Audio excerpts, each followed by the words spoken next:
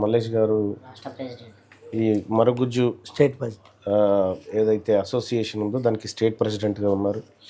ఈయన సైదుల్ గారు, ఆ తర్వాత ఆయన శ్రీనివాస్ గారు, ఆయన హరీష్ గారు, ఆమె వచ్చేసి నిఖిత గారు, వీళ్ళంతా ఇవాళ ఉదయం నన్ను కలవడానికి వచ్చినారు. కారణం ఏంటంటే వాళ్ళది అసోసియేషన్ ఏర్పడి 25 సంవత్సరాలు జరిగిన సందర్భంగా ఒక కార్యక్రమాన్ని రవీంద్ర భారతిలో ఏర్పాటు చేస్తూ ఉన్నారు. మరి ఆ కార్యక్రమం ఏంది, వీళ్ళ డిమాండ్స్ ఏంది, జీవితాంతం వీళ్ళు డిమాండ్లు చేసే వర్గంగానే ఉండాలా, ఉండిపోవాల్సిందేనా అనేటువంటి అంశాలు వాళ్ళతో మాట్లాడదాం. మల్లేష్ గారు,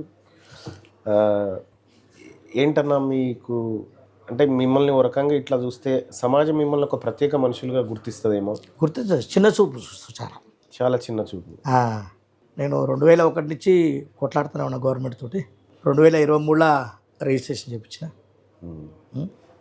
అప్పుడు రాజశేఖర రెడ్డి ఉన్నప్పుడు చాలా, చంద్రబాబు నాయుడు ఉన్నప్పుడు బాగా, అప్పుడు గవర్నమెంట్ హాస్పిటల్ పోతే రానియపోయేది.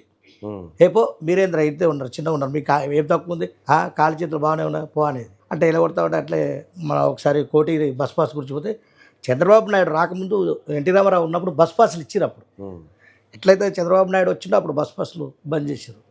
అప్పుడు కోటిలో బస్ పాస్ గురించి పోతే ఎలగొట్టారు. ఎలగొడితే పో అని. అంతలో ఇంకో పాప కూడా వచ్చి చాలే పోమ్మా, ఇప్పటికి వీడికి చెప్పినా నువ్వు వచ్చినావు పో అని.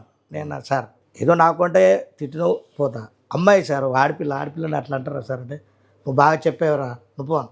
సార్ అట్లా మాట్లాడొద్దు, మీ ఇంట్లో కూడా ఇట్లా మా లెక్క పుడితే మీకు తెలిసి ఉంటుంది బాధ అనేది. అంటే ఎక్కువ మాట్లాడుతున్నా పోయికి, నువ్వేందు నువ్వుకేసేది నేనే పోతా అని వెళ్ళిపోయాను.